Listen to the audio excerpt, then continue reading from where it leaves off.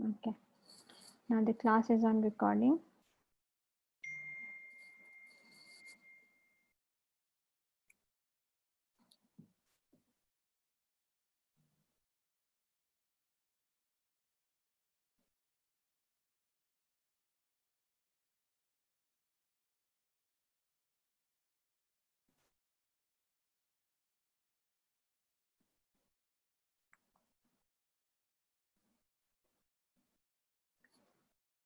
Okay, so first thing first, we are going to, you may be able to see the screen as well.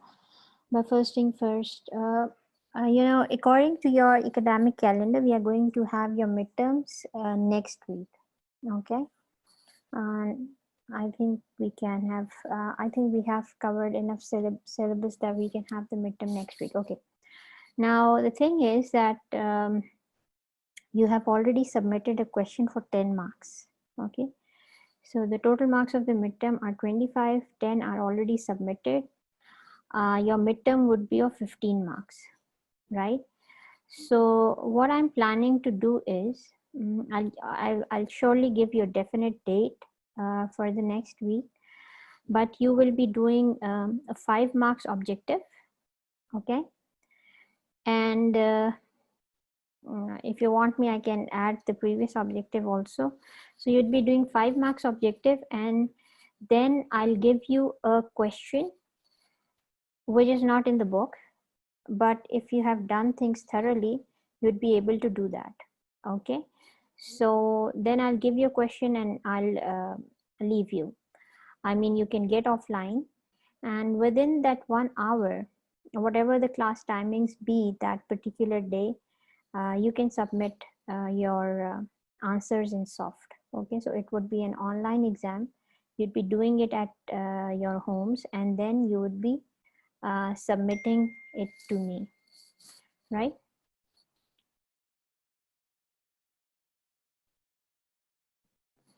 Okay. So I have put this on recording also, so people who are not here, according to Eamon, many of the girls are unable to connect. Maybe there is some connectivity issue in the province or maybe in the city, right? Okay, I hope you have got that. We'll have a midterm for 15 marks only because 10 marks are already submitted. Now, there might be cases for not submitting of the 10 marks or something like that. So we'll deal with that. Some of you, could not take the quiz also. We'll talk about that also. Okay. Also, uh, according to the Education Minister, Federal Minister for Education, the university will be open by 15th September. So if that's the case, we can sort out the problems in online evaluation, for example, the mids and the quiz and whatever it will be. Um, why if we meet by 15th of September, because by 15th of September your syllabus would be covered, all of it online. Okay, if anything would be remaining might be your presentations, right? Because the first week of October is again your final exams. So I'll try to complete your course before we may meet in September. Okay, so still we are not sure if we are meeting in September or not, or maybe this pandemic of may extend. So whatever the case may be, we look at it. But your syllabus would be completed online, and your midterm would be conducted online as well. Okay. Then if we have to deal with certain cases, like some of the girls missed the quiz or they could not submit their first question or whatever might be the case, we'll look into it. Okay, but most of the class should be over and done with the syllabus also, and with pre-final evaluation. So if the university opens, of course we'll have a proper final as we used to, but if in case it doesn't, then we'll have an online final as well, but that would be in October. Okay, but right now what I am trying to tell you is that next week we'll have your midterm, so start preparing, everything included. Okay, everything included, and then you would be doing a 10 marks question, 10 marks already submitted, and 5 marks, maybe I take your previous marks of the quiz, or I may give you a new objective section. Okay, we'll see. We can talk about that. Okay, so I'll give, of course, I'll give you a definite day. Perhaps we can have a midterm. I'm just giving you tentative time, maybe next Monday. No, next Tuesday, sorry. You have a class on Tuesday. So we can have it on Tuesday, okay? If you have any queries related to that, you can put in my chat section also here, and in LMS also. And also, please, LMS isn't important, okay? It's only upload and download, but if you're getting material through your class fellows or the CRs, I'm talking about people who have access problem, net access problem. Connectivity problem is different, net access problem is different. Net access problem is, you're never able to attend the class, or maybe your name is not in the LMS. Okay, so what I'm trying to tell you is that do not worry if you do not have access to LMS. As far as my course is concerned, you'll get everything in your emails. Okay, I've asked Eamon, and I'll ask her again. As far as these recordings are concerned, these are downloadable, and your class fellows can, help you with it. Okay, right. So let's start our class. Half of you are here today. Okay, so we were doing situational language teaching. Okay, oral approach to language teaching or situational language teaching. I told you that it is very similar to audiolingual method, right? Except for a few differences that we have discussed last week. We talked about the approach. The approach consists of course, two theories. One is the theory of language, and the other is theory of language learning. Okay, so we talked about those also, and those theories are similar to that of audiolingual method. That means it takes the same approach. Okay, the objectives are almost the same as of audiolingual method. Okay, now the basic objective of audiolingual method was to prepare students to converse fluently in actual situation. But as far as this situational language teaching is concerned, it tries to focus on all the 4 skills. Okay, so in the activities that are designed for situational language teaching, it practices, or it makes the student practice all of these. Now, what happens is it goes with the speaking skills first, speaking and listening, because in this situational language teaching, the proponents of this method, they believe that the structures and the vocabulary should be learned first. Okay, once they are learned, then they can be applied for reading. Okay, so we already discussed that the focus remains on controlled grammar and controlled vocabulary, right? Now, these controlled grammar and controlled vocabulary would be first part of the speaking, and then they would be used for reading, because they believe that until and unless a student does not have the vocabulary that is in the text, they would not be able to read it. Okay, and they would not be able to understand it. So in order to read and comprehend any text in the target language, it is very important to know the structures and the vocabulary of the text beforehand. Okay, so it is different from other methods, because in other methods we come to know that vocabulary is actually taught through reading, but here vocabulary is taught for reading. Okay, I hope you get the difference, right? So Now, the objective is all the four skills, okay? And that is through the structures. It is listening, then speaking, then reading, and then writing, okay? So firstly, the structures are listened by the students as the teacher says those, okay? We'll look at some of the techniques in this method, and you would know what kind of structures are taught by the teacher. And the techniques are similar, like students actually repeat and imitate the teacher. The teacher in this method also acts as a model, okay? And errors are said to be bad habits, because we already know that the underpinning theoretical framework is that of behaviorism. So errors should be avoided at all costs, because errors are equivalent to bad habit formation. And here, as in behaviorism, good habits should be formed, and good habits are equivalent to correct language use, okay? Now, when we say that the focus is on speaking, first is the speaking skill, listening and the speaking skills that remain the focus in this method. So it requires accuracy in pronunciation, okay?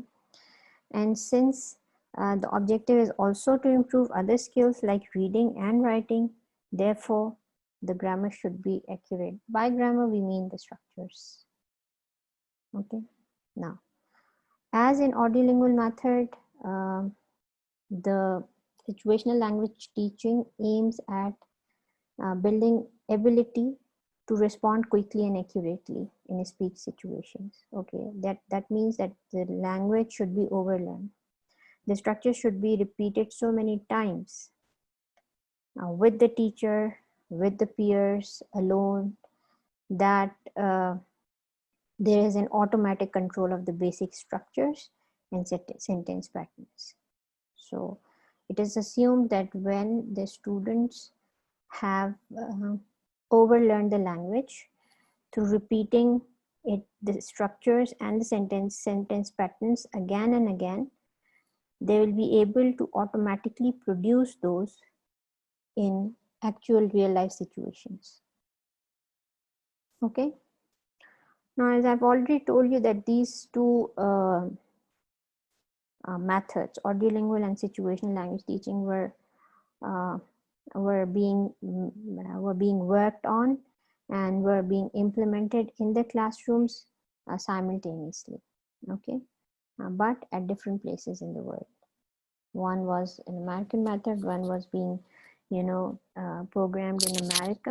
The other one was being designed in the UK, right? Otherwise, their time was similar. They were produced at a similar time, okay? Now let's talk about the design.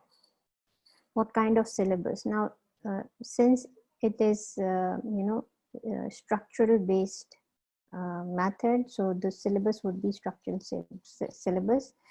And there are two focuses: controlled grammar and controlled vocabulary. So this would make use of structural syllabus, and there would be a word list.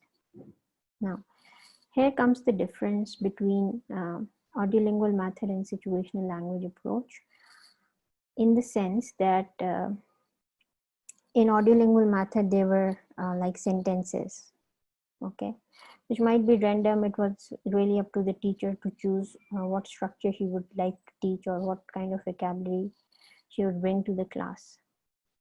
But I told you that this, the major difference between two methods is that situational language teaching is very much organized.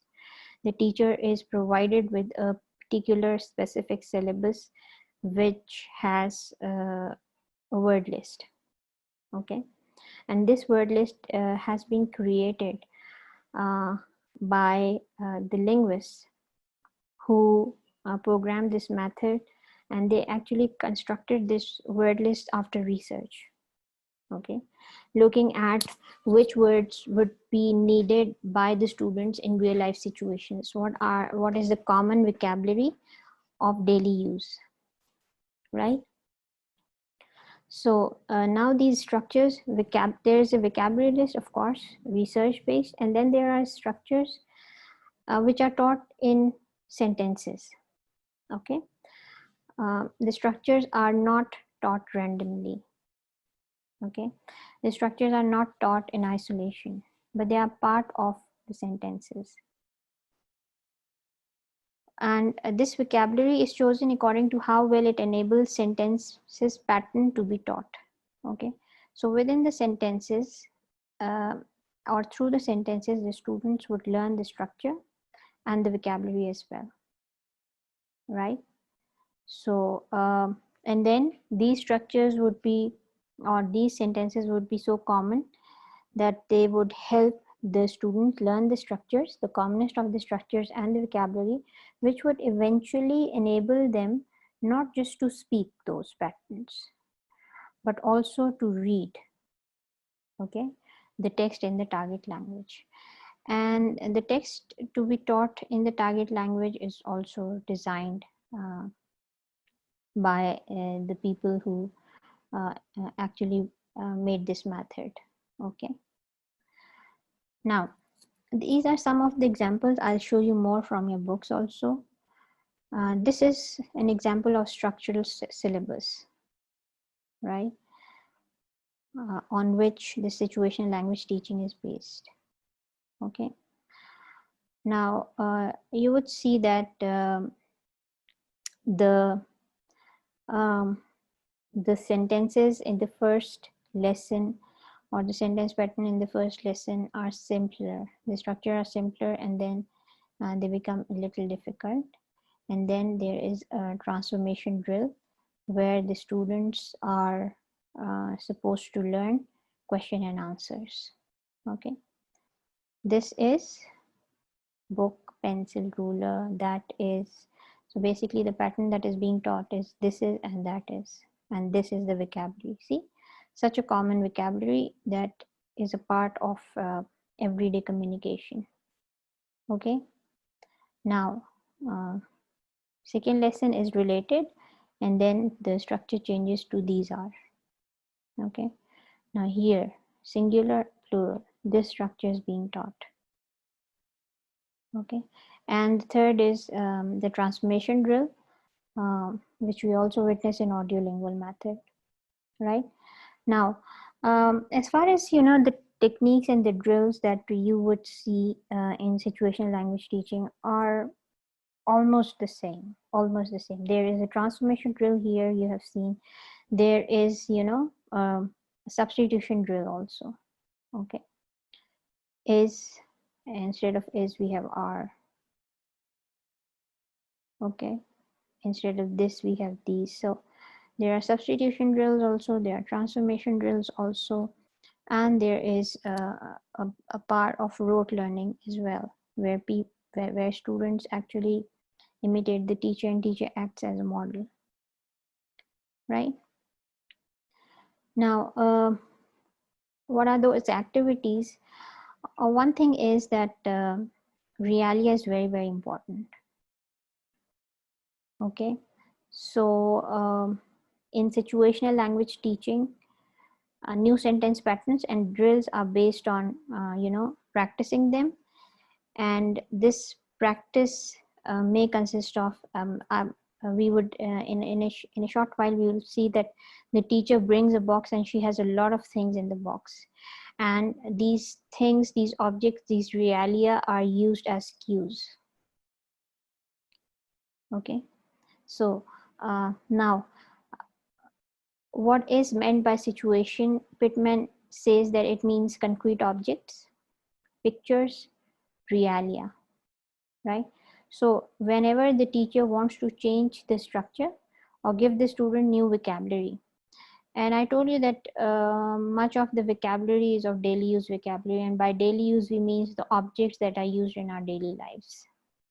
Okay, now the teacher would bring some concrete objects. She can bring the pictures in the form of realia, and then with actions and gestures she can demonstrate the meaning of the new language items, okay, or items in the new language. Now I told you that as far as this instruction material is concerned, in situational language teaching, the instruction material is very much organized, okay. So the teacher, in one way you can say she's not free to use any material in the classroom, but in another way the teacher does not have to work very hard in order to find out the material for teaching the second language through situational language teaching, okay. So the teacher will get a textbook, and this textbook will have organized lesson plans about different grammatical structures. And we talked about the books also of situational language teaching. Streamline is one of the common books, okay. Then visual aids, they are produced by the teacher or commercially produced. They might, textbook might come with the visual aids also. So those visual aids can be charts, flashcards, pictures, anything, okay. Those can come with the textbook, those might not come with the textbook, okay. The, many of the times that it happens that language books also comes with their CDs, right? Now, as far as the learner's role is concerned, you know, in this method, it's the controlled learning goes to freer learning. Now, what is the objective of this method as far as the students' learning is concerned? The students start uh, with the whole dependence on the teacher, okay, and later on, while they overlearn the language and they are thought to produce those sentences automatically without any pronunciation or structure error, then they are freer to use them, okay. So initially what happens is, in the initial stages, they listen to the teacher and repeats whatever the teacher says, and then they respond to the question and the commands. So here it's complete dependence on the teacher, and here they move towards uh, independent use of the language. So teacher would question and they would not repeat the question, but they would try to respond to these questions and the commands, okay. And they can respond to the commands by actions also, okay. For instance, if the teacher says close the door, so they do not need to verbally respond it, right? So this is how they try to work in real life situation, or they try to learn to use the language in real life situation, responding to the question, responding to the command verbally and non-verbally, okay. uh, Teacher's role also keeps on changing during the process. Initially teacher is a model, okay. Then he becomes a conductor of the activities or the techniques that are going on. She keeps a keen eye and observation uh, of the class and the students. And as in audio method, we learned that she is there to catch any kind of errors in pronunciation, and in this situational language teaching also in structure. So she would repeat those until and unless each and every student of the class is found to have overlearned those structures, vocabulary, and whatever and pronunciation, or whatever they found difficult, okay. So the teacher remains vigilant, the teacher remains engaged as she was in audiolingual method, but here in a more organized way. Okay, now what's the procedure? Procedure, basically I told you that is about from control to freer practice of structures, okay. Now when we will we'll see some of the activities also. Initially Like in audiolingual method, the students do not even repeat after the teacher. The teacher keeps on doing it on her own. She reads the structures on her own. The students are only listening, with the view that while the child learns the language, they listen first, and they listen, for a year and a half. So similarly, the students would listen to the teacher, and then in a very controlled way, they're going to repeat it after the teacher.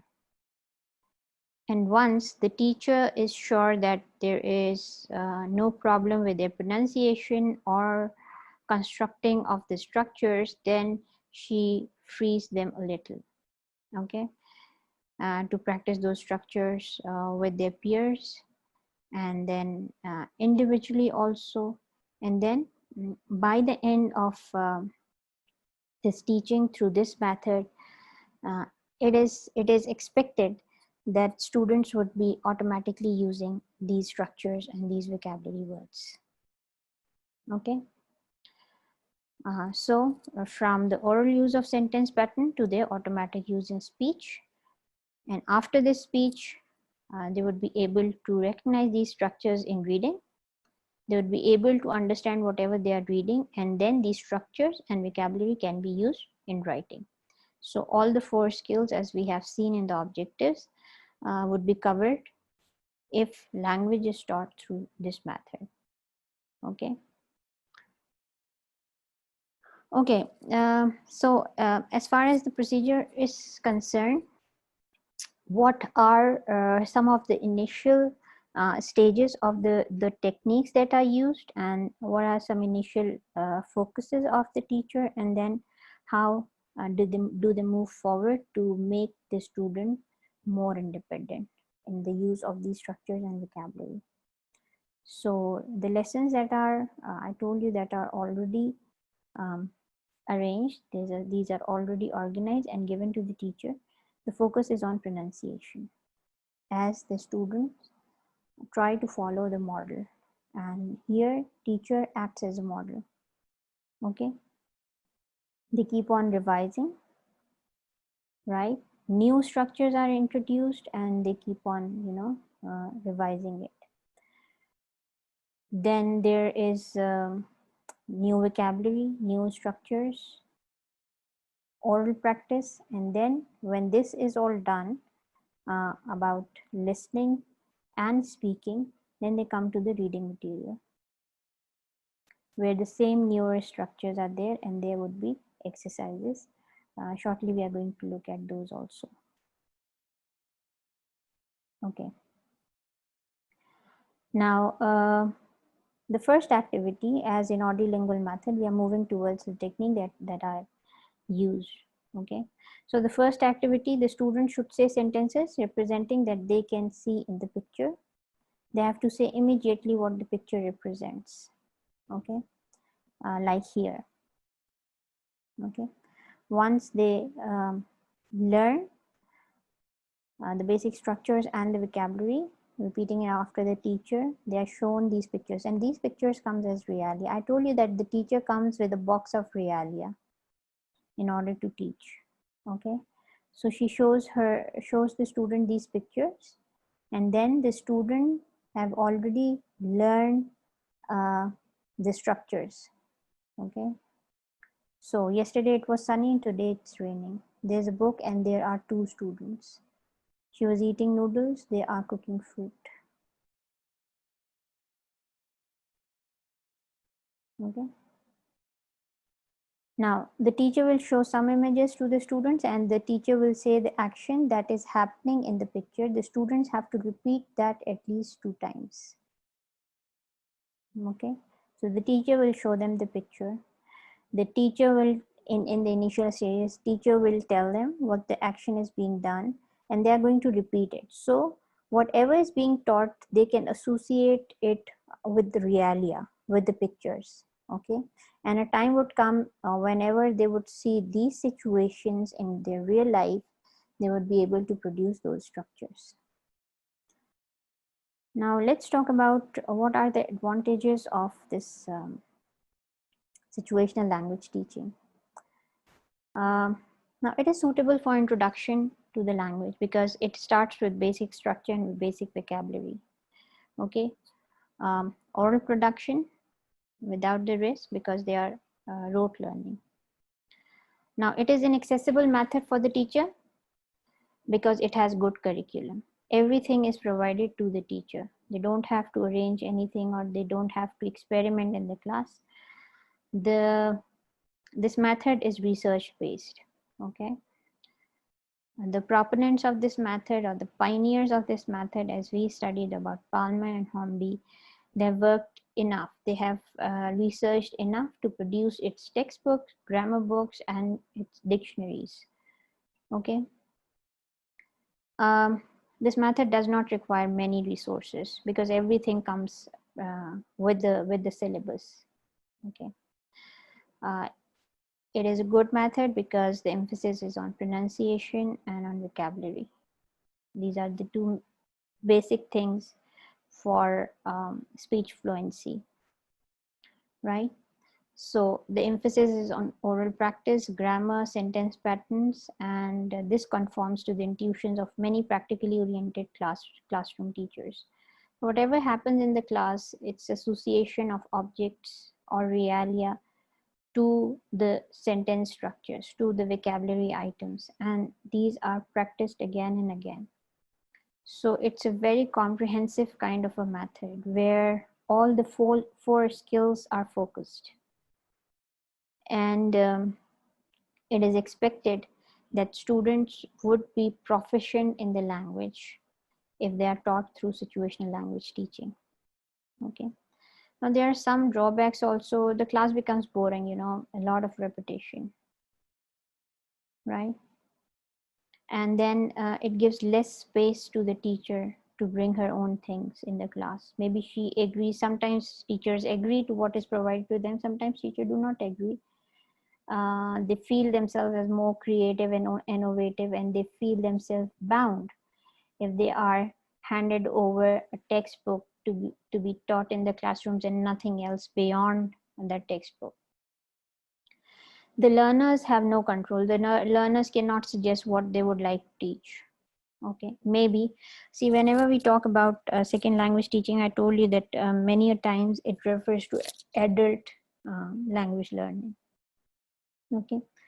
Now, when adults learn a second language, they are learning it for different situations, right? So they do not have any control over the content. They cannot suggest the teacher that for what situation they should be prepared. Okay, so there is just one content which is not neither controlled by the teacher nor by the student. It is already a prepared one and handed over the students. Okay, so they just simply listen and they repeat what the teacher says, and then they respond to the questions that the teacher asks. So there is no creativity and there is no uniqueness of individual sentences. Okay, so class after class would be doing the same syllabus, right? Okay, now let me show you some of the activities or the techniques of situational language teaching from the book.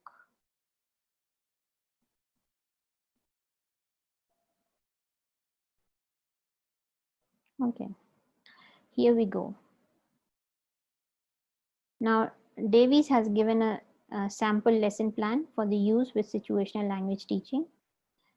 And the structure, as we have already noticed in the slides, the structure being taught is this is a and that is a, right? Now the teacher holds a realia, watch, and then she says, look, this is a watch, okay? And she's pointing to the clock on wall or table.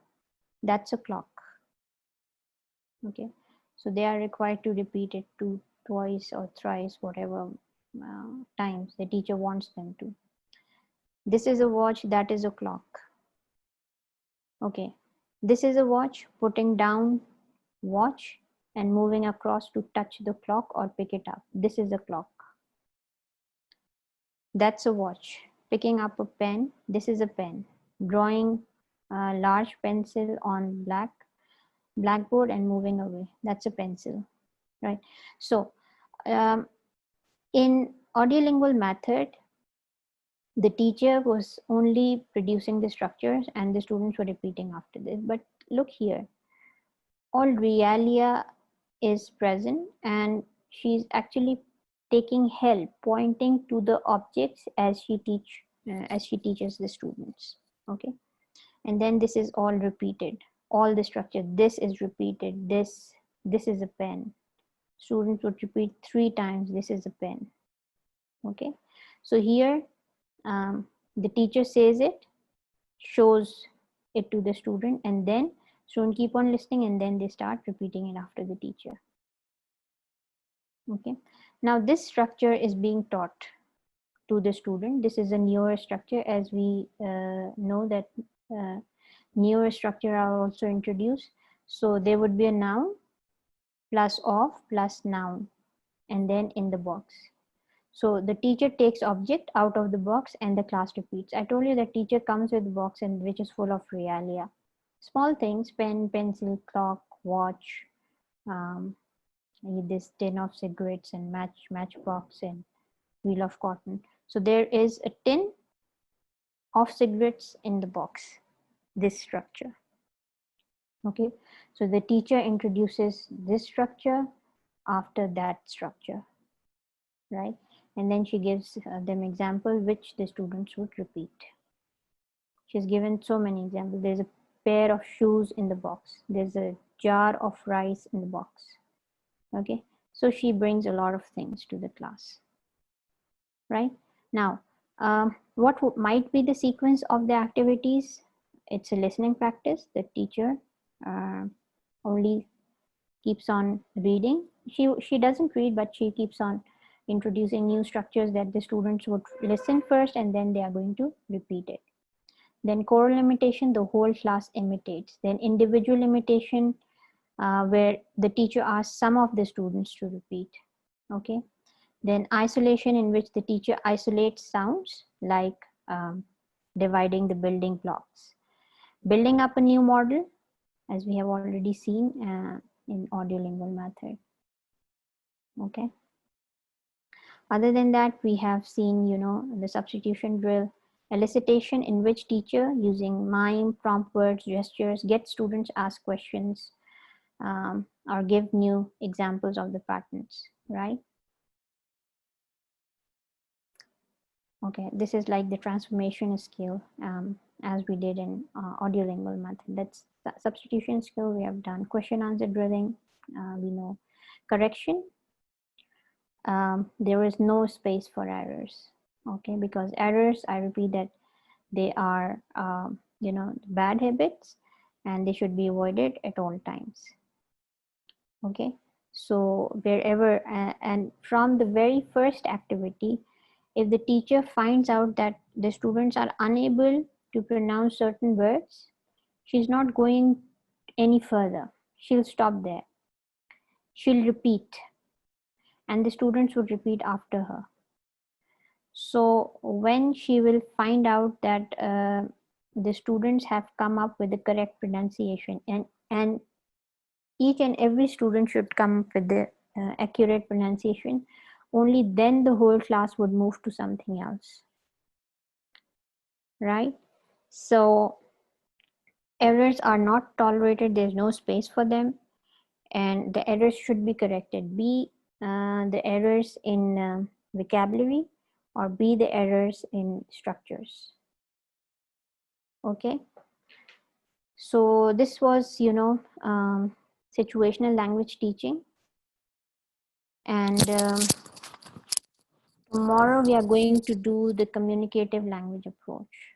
Okay, that's the most advanced one till now, except for when the language teaching moved to eclectic approach, right? So eclectic approach, is a little a random kind of an approach which makes use of all the methods, right? We have not learned all the methods that lie between this situational language teaching and you know, communicative language approach, because those were not in the syllabus. But I'll see if, because there are more interesting methods also, like suggestopedia and the total physical response. We'll see. But we are more interested in doing the communicative language approach before we go for the midterms, right? So that's all for today. Many of you finally have reached the class, but many of you are not here. Anyway, the recording is available and will be shared with you by the evening. Okay, let me put this on. Stop the recording here.